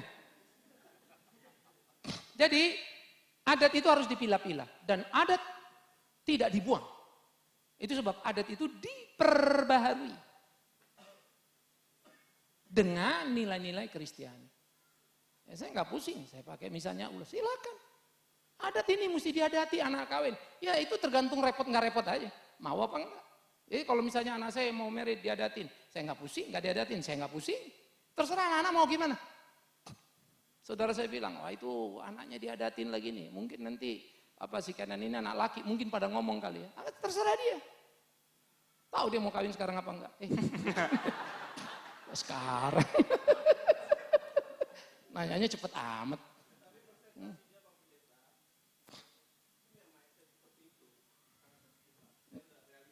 Enggak apa-apa.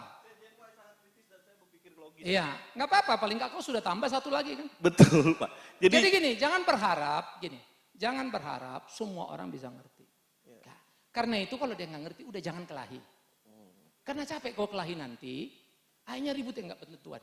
Nah, saya kasih contoh. Mama meninggal, adat datang semua. Saya bilang silakan. Lalu pertama mereka bilang, ini mamamu sudah sudah mertua magodang begitu ya. Jadi mesti di rumah. Saya bilang no, kita sakit di rumah sakit Cikini lah bang, di sini aja. Rumah saya pun nanti parkir repot apa. Sini kan enak, gampang nyari. Rapat lah ini nggak cocok sama adat. Saya cuma bilang sama keluarga semua. Coba kalian pikir, mama sakit ku urus. Apa itu tidak ada? Hanya diam semua. Hanya bolehlah. Nah, kita bikin di situ. Saya sama istri habis selesai makan, jalan depan saya ada orang, saya nggak kenal. Dia nggak kenal saya. Kan kalau Batak kan bisa datang dari sana-sana nggak kenal muka itu. Ngomong. Anak Sumari ada mana naon katanya gitu ya. Nggak ada adat anaknya ini, bukannya dibikin di rumah gitu. Kita jalan sampai ketawa-ketawa. Itu Pak, itu yang terjadi Pak. Gak apa-apa kita mah ketawa, makan kenyang, ngapain pusing. Masa gara-gara dia saya marah lagi? Terserah dia, berdebat dia berdua. Tapi yang satu lagi bilang, begini yang benar, bagus jadi nggak repot segala macam. Hari ini semua orang pada mati bikin adat di rumah sakit. Paling nggak itu made in Big Man Sirait. Kalian catat di rumah sakit Cikini. Terima Kita kasih, Pak. debus. Ya. Jadi saya nggak pusing. Lalu kita ada manortor gitu kan, ada bawa beras itu putar-putar ya. Terus beras itu taruh di rumah karena saya anak paling gede. Ya kira-kira berapa hari ada itu saya juga datang lagi. Itu mana beras itu? Oh kenapa? Ya, yang kemarin dibawa, udah aku kasih burung. Ada orang punya burungnya aku kasih, ngapain beras itu? Nggak boleh toh, itu mesti 2 minggu di rumah. Toh masuk kok ke dalam, saya ngomong sama dia. Adat-adat, tapi jangan kau bilang mesti 2 minggu di rumah, untuk apa?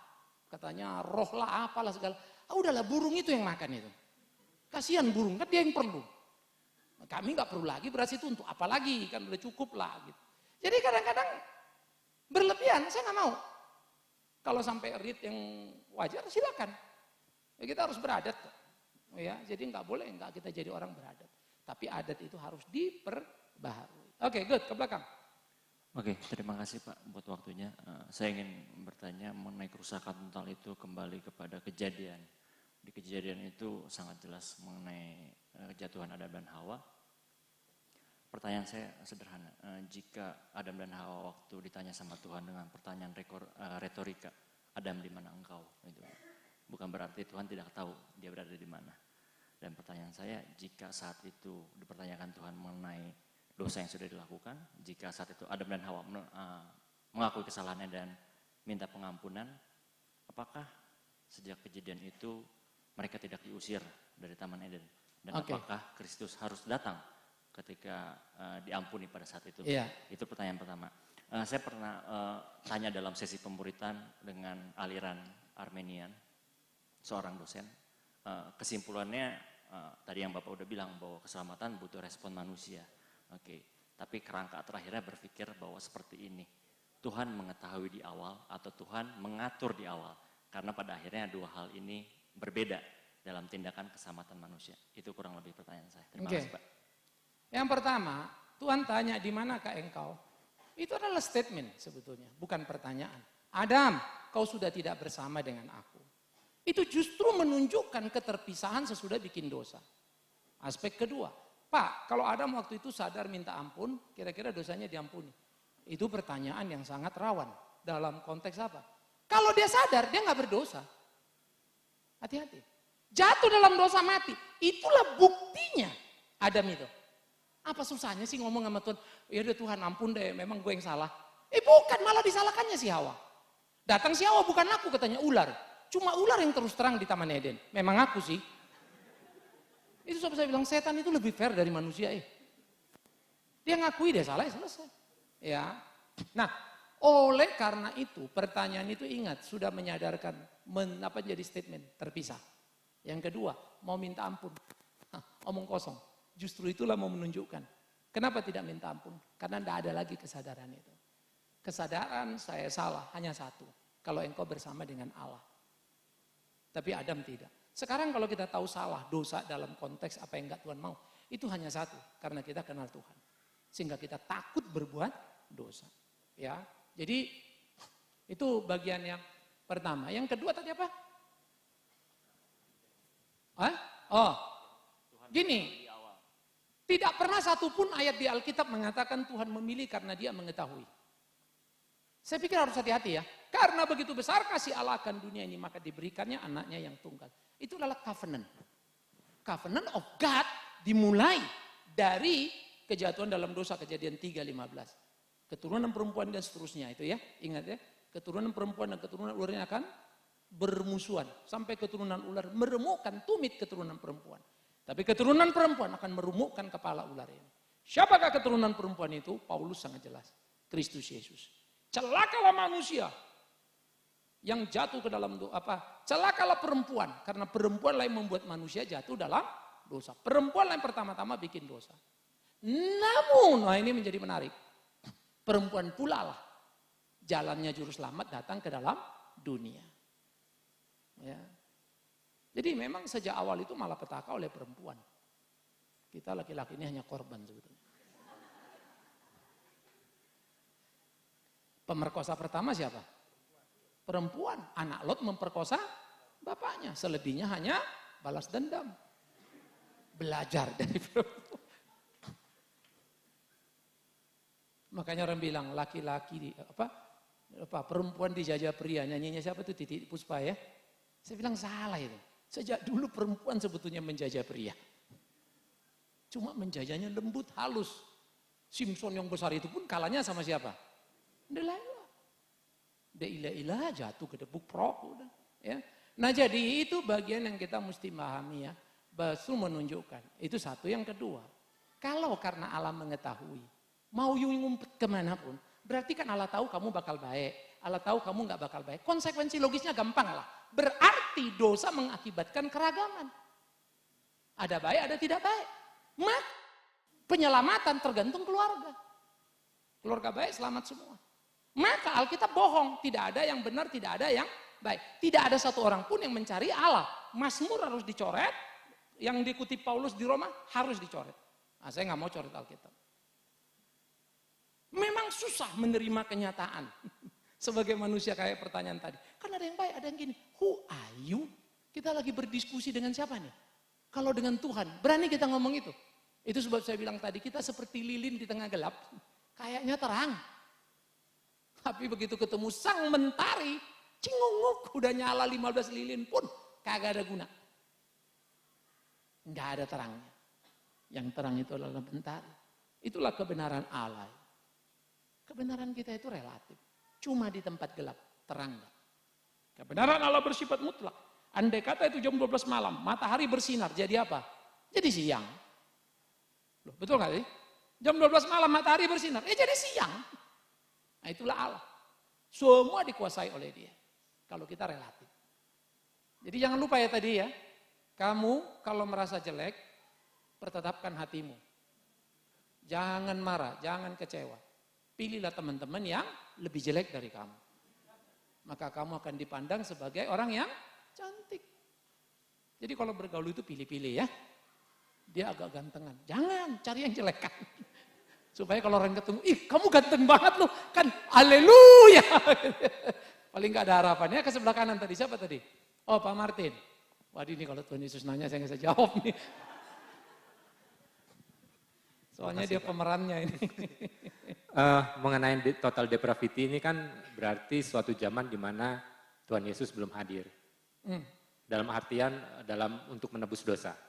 Tapi setelah saya baca dari Keluaran 32 di mana masalah waktu orang-orang membuat anak lembu emas, dikatakan bahwa di sini di ayat yang ketiga, 32 dulu deh. Tetapi sekarang kiranya engkau mengampuni dosa, dan itu jika tidak, hapuskanlah kiranya namaku dalam kitab yang telah kau tulis. Pengertian saya kitab di sini adalah kitab kehidupan. Betul ya Pak? Tetapi Tuhan berfirman kepada Musa, siapa yang berdosa kepadaku, nama orang itulah yang akan kuhapuskan dari dalam kitabku. Pertanyaan saya adalah, setelah manusia jatuh dalam dosa, rusak total, tapi ternyata ada beberapa orang yang sudah dituliskan dalam kitab kehidupan. Nah ini seolah-olah jadi belum nunggu Tuhan Yesus datang pun ternyata udah ada orang yang diselamatkan. Nah pertanyaan saya sih di situ Pak. Oke. Keselamatan bukan lintas ruang, keselamatan bukan dalam ruang. Keselamatan lintas ruang. Kita sudah dipilihnya sejak dunia belum apa? Efesus kan pasal 1. Sejak dunia belum dijadikan. Jadi bukan Yesus itu adalah momentum sehingga dia bilang pada muridnya. Yang dulu ditunggu-tunggu orang di perjanjian lama Mesias itu, sekarang ada di depanmu. Maka orang perjanjian baru ada orang yang sangat bersyukur. Yohanes Pembaptis digambarkan sebagai orang yang paling besar pada zamannya, tapi paling kecil di kerajaan sorga. Adalah simbol bagaimana dia menutup perjanjian lama, membuka jalan Kristus. Inilah dia Mesias itu. Suara yang berteriak-teriak. Tapi belum Yesus mati, dia sudah mati duluan. Tidak mengalami momentum. Tapi bukan berarti dia enggak dipilih. Musa bukan enggak dipilih. Abraham bukan. Aku Allah yang memilih mereka. Aku berkenan kepada Yakob bukan kepada Esau. Emang kenapa? Nah itu Roma pasal 9 kan. Apakah kau berkata Allah tidak adil? No. Allah tidak punya kewajiban mengasihi kita. Tapi dia mau mengasihi kita. Thanks God. Dia tidak punya kewajiban. Tapi dia mencintai kita. Dan tidak punya kewajiban menebus. Tapi menebus kita. Jadi sejak dunia dijadikan. Nah PL mau menggambarkan. Orang yang dipilih itu tuh seperti Abraham. Bingung juga kita ya. Ini kawan ini orang beriman. Tapi bini diakuin bukan. Hanya supaya nyawanya diselamatkan. Jahat juga sih Abraham ini. Maka kalau kita PA pada kadang bingung semua ya. Ini main akal-akalan, ini begini, ini begono. Karena otak kita yang jorok. Kita berpikir Adam ini, Abraham ini bersih totally. Si Nuh, cobalah kalian pikirkan. Dia yang diperkenan Tuhan kan? Begitu datang air bah, dia selamat.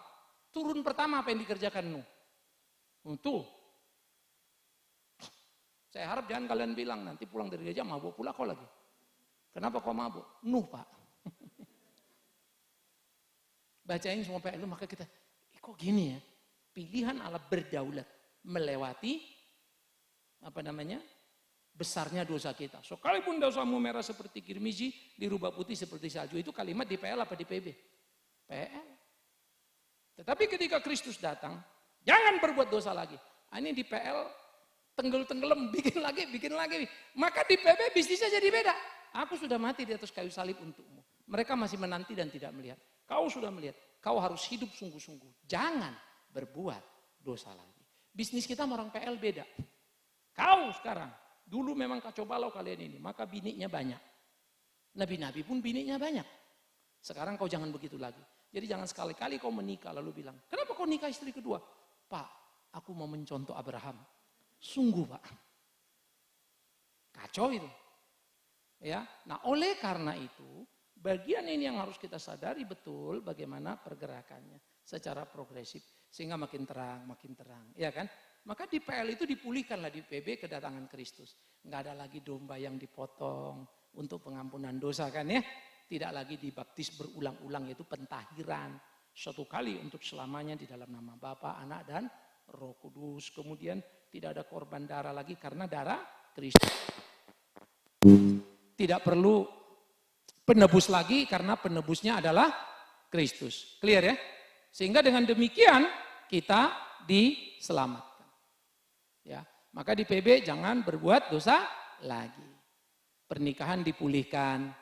Apa yang dipersatukan tidak boleh dipisahkan, manusia dan seterusnya. Dan seterusnya. Maka semua dipulihkan. Wow, God thanks.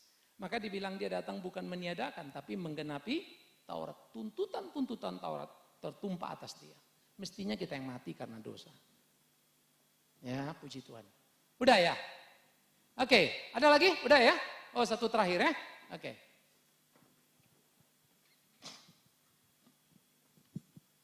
Tadi sempat dibahas mengenai dari bayi pun juga kita telah Berdosa. Bagaimana konteksnya dengan orang yang lahir dengan cacat mental, Pak? Itu bagaimana kita menjelaskan dan juga hubungan dengan keselamatan, Pak? Oke. Cacat mental jangan dengan segera kita bilang, oh dia karena dosa. Oh kalau karena dosa cacat mental ya semua kita cacat mental lah kan begitu ya. Kan begitu konsekuensi logis. Tetapi penyakit, sakit penyakit pertama memang dosa. Sehingga secara common, secara keseluruhan. Hawa melahirkan sakit lalu kita mengalami sakit penyakit. Terus kita drop umurnya, Adam itu kita bulatkan ya, 1000 tahun. Zaman Nuh tinggal berapa? Nuh sendiri lebih 900-an tapi Tuhan bilang, Nuh, rohku akan menjauh dari manusia. Biarlah sisa umur mereka berapa? 120. Lalu zaman si Musa sendiri 120 tapi Musa ngomong apa? Manusia paling hidup 70, 80 tahun. Lebih dari itu hanya kesusahan, kesulitan. Maka 70, 80 kita ambil aja 80. 70, 80 sisa 7-8% dari 1000. Maka kita bilang gila ya. Drop.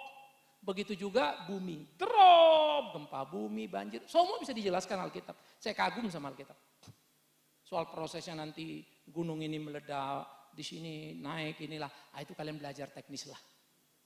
Tapi bahwa alam ini tidak lagi bisa diselamatkan, yes. Dan saya suka ketika pada tahun 2000, para saintik dari 50-60 disiplin ilmu, mereka berkumpul, ahli fisika, ahli kimia, ahli segala macam. Bayangin, lalu mereka merumuskan dunia, melihat dan kaget. Dunia sudah tidak bisa diselamatkan. Hanya asumsi mereka 2 miliar tahun lagi akan meledak dengan teori panas bumi yang ada, lalu dihitung. Terus yang benar mana? Terserah lah, mau 2000, 1000, tidak tahu kita kapan Tuhan datang. Tapi paling tidak saintik sudah mengakui. Dulu-dulu mana ada yang percaya. Dulu semua beranggapan dunia akan makin baik. Sekarang saintik bilang no. manusia akan makin miskin dan bukan makin kaya. Sebentar lagi yang gantikan kita semua kerja, komputer. Era kita ini akan mengerikan. Jadi ya sangat menyeramkan hidup ini. Makanya di gambaran itu ini akibat dosa tadi. Nah oleh karena itu, akibat pertama sakit itu datang karena dosa. Sehingga manusia bisa sakit. Sebelum jatuh dalam dosa Adam Hawa nggak bisa sakit. Hidup mereka itu kekal. Tapi kemudian ketika bikin dosa mereka jatuh. Mereka mati. Fisiknya mati, rohaninya mati. Banyak orang bilang, oh rohaninya aja mati. No. Rohaninya mati seketika. Fisiknya mati dalam proses. Terus turun sampai tinggal 70, 80. Lalu nanti Yesus mau datang. Matilah kita semua. Baru dapatlah tubuh yang baru, tubuh kemuliaan. Tinggal di mana? Bumi baru, di langit yang baru. Di mana itu Pak? Saya nggak tahu. Baru itu gimana Pak? Ya ada sih baru, ya pasar baru ya. Tapi saya nggak yakin masa iya di pasar baru, bumi baru kan gitu ya. Nah jadi kita bisa tahu oleh karena itu sakit datang. Tetapi yang kedua, karena manusia dimakan oleh usia, maka sakit pun bisa karena usia. Jadi bisa karena sakit, bisa karena usia. Aspek yang ketiga, manusia ini makin rentan daya tahan. Terus berrelasi satu dengan lain, itu bisa menjadi kondisi. Pada fisik, kesehatannya, darah dan segala macam itu bisa menjadi warisan. Maka ada namanya penyakit turunan. Kemudian yang keempat, orang bisa sakit karena kerasukan setan. Bisa, ya banyak kasus. Tapi tidak boleh mengatakan semua sakit karena setan, gitu ya. Baru kemudian orang bisa sakit juga karena eksiden, tabrakan, ya lumpuh misalnya atau apa. Itu semua normal karena memang kita sudah ada dalam titik dosa. Nah ada bayi lahir lalu kemudian dia cacat mental. Ya, secara medis diteliti pasti ada unsur dari orang tua. Tidak bisa tidak. Papa mamanya, apakah gennya, apanya yang lain itu diperiksain semua. Selalu ada. Ya, itu kadang-kadang ya ngelompat nggak dari bapak emaknya, mungkin dari kakeknya. Orang diabetes pasti ada apa? Turunan ya, entah dari kakak, nenek dari atas pasti ada turun diabetes. Ya, makanya itu kalau kita mau menikah, kamu udah nikah ya? Hah? Belum. Kapan? Oh besok? Oh belum ya. Nah mau nikah kan kita mesti tahu bibit, bebet, bobot ya. Itu istilahnya benar. Siapa yang kau mau nikahi? Cek dulu orangnya. Gila gak dia? Kalau gila kan gawat. Cek dulu keluarganya mana, bapak emaknya gimana. Wah bapaknya sih Pak. Dulu kacau tuh bapaknya. Ada masalah kejiwaan. Begini. Emaknya begini. Jadi anaknya ini perfect Pak. Sempurna masalahnya maksudnya gitu ya. Ya janganlah. Ya, apalagi kalau kau udah tahu misalnya habis nikah ini kayaknya mau nikah nih 2 bulan lagi sesudah nikah bakal sakit jiwa ini. Karena nggak tahan terhadap tekanan. Jangan. Tapi kalau kemudian itu yang jadi problem. Tapi kalau Pak dia leukemia jadi nggak panjang umurnya. Itu kalau cinta silakan. Tapi saya kalau sakit jiwa saya bilang jangan main-main. Yang sakit pun jangan memaksakan diri menikah. Pasangan yang sehat pun hati-hati karena terlalu sulit kamu untuk menjalani itu. Ya, itu beda dengan orang leukemia. Dia leukemia tapi sikapnya, hatinya bisa membuat kita juga teduh. Itu istilahnya kanker darah mau dekat ke mati pun beda, ya. Makanya harus hati-hati. Jadi orang yang gagal pengaruh pada kelainan mental dan segala macam itu bisa. Tetapi penyebab pertama utama sesudah jatuh dalam dosa. Muncullah berbagai penyakit karena tabrakan, karena eksiden, karena umur, karena keturunan, apalagi karena berbagai hal lain. Penyebabnya menjadi 1001 macam. Saya bisa ngomong, saya diganti klep jantung saya pada tahun 2000. Menurut dokter klepnya bocor. Lalu saya tanya kenapa sih orang bisa klep bocor? Mungkin waktu kecil biasanya itu waktu baby kelahirannya ada beda. Atau yang kedua waktu kamu anak-anak pernah demam. Demamnya lebih dari 6 hari, ya, tapi tidak dikasih antibiotik. Maka kalau demam anak lebih dari 3 hari harus ke dokter. Oke, bawa dokter untuk dicek. Lalu dikasih antibiotik kenapa? Karena ternyata 6 hari nanti fenomenanya itu hilang. Ya, kita makan paracetamol apa juga hilang, tapi tidak menyembuhkan kan. Nah kemudian ada kumannya. Nah kuman ini katanya kalau tinggal lah itu dekat-dekat klep itu. Bertahun-tahun long tebruk kena. Nah, saya salah satu kemungkinannya itu, tapi tidak tahu persis. Lalu gara-gara ini nggak beres, sistem elektrik saya kacau, saya pasang lagi ICD. Ya, baru kemarin check up. Tapi saya juga nggak ngerti, zaman sekarang juga makin gila ya. Saya check up kemarin, Wahyu kena serangan 2 kali loh, gitu. Dia lihat hasilnya. Saya juga nggak tahu itu. Saya pernah meriang, saya pernah dingin, saya bilang. Tapi ini jam 3 pagi, berarti saya lagi tidur kan? Saya kena serangan gitu. Ya, 2 kali dia bilang. Cuma saya pikir, gila nih manusia ya. Sayanya yang punya jantung aja kagak tahu, tuh mesin tahu. Direkam, karena saya ada alat di sini. Direkam di monitor, kapan duduk naik turun, kenanya di mana. Men gara-gara dia ngomong, ciut juga kita jadinya ya. Coba lu gak ngomong kan enak kan. Mau mati-matilah mendadak ini pakai ngomong dulu. Tapi ya itulah pemeriksaan. Mau ngomong apa? Ya. Nah jadi hidup yang kita jalani menjadi dinamika. Oleh karena itu jangan pernah cari-cari ya. Ini bayi lahir, ini dosa siapa? Ingat, anak buta sejak lahir. Ada kasusnya? Yohanes 9. Muridnya tanya apa? Guru, dosa siapa ini? Nah, ini pertanyaan orang sesat. Itulah gereja-gereja kacau saudara. Dosa bapaknya apa? Dosa emaknya atau dosa dia? Yesus jawab apa? Bukan dosa siapa-siapa. Lalu kenapa dia buta? Sejak lahir. Supaya Allah dipermuliakan. Mabok enggak? Udah Allah jahat amat. Dia mau dipermuliakan, dibikinnya anak itu buta. Tapi kemudian kalimat Yesus di bagian terakhir. Hei kalian orang-orang Farisi, orang Yahudi. Celakalah kalian. Beruntunglah orang ini buta sejak lahirnya. Sehingga dia mengenal kebenaran. Tapi kalian yang melek ini tidak melihat kebenaran. Alangkah bahagianya kalau kalian lahir juga buta. Waduh. Kalian mau gak melihat kebenaran? Halo? Lahirlah buta. Kan ngeri juga kita ya. Tapi kan tidak harus begitu. Baru kita ngerti, oh belajar satu hal apa? Hidup adalah misteri.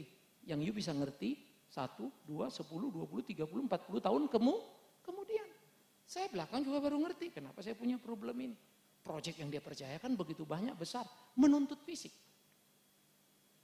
Ya, pada waktu-waktu tertentu kalau saya sudah lagi kesel kerjaan belum beres, ini belum beres, pada semua mau high speed begitu ya. Wah ini saya bisa nyut-nyutan, beluduk-beluduk kepala saya. Jantung saya udah berdebar-debar. Ya. Tapi itu realita hidup, mau diapain? Ya, jadi jangan pernah berburuk sangka. Kalau itu kemudian keluarga kita, cintailah orang itu. Itulah panggilan kita ya. Kasihi dia, khususnya anak-anak yang sejak kecil itu kita pelihara, kita jaga. Tuhan lagi lukir keluarga kita mau kayak apa. Hari ini saya akan bilang saya juga bersyukur kepada Tuhan untuk penyakit saya. Deg-degan. Ya, tapi saya pikir-pikir ya, saya bersyukur. Terlalu banyak potensi yang Tuhan taruh dalam diri saya. Dia tahu lebih kurang saya dan dia lengkapi saya dengan penyakit ini. Saya rasa ini menjaga saya banyak hal. Ya, membuat saya rasa makin sadar, mau dekat lagi dengan dia dan seterusnya. Ya. Nah, jadi semua kita akan mengalami bagian-bagian di mana Tuhan melukis kita, ya. Tuhan tolong kita, Tuhan pimpin kita.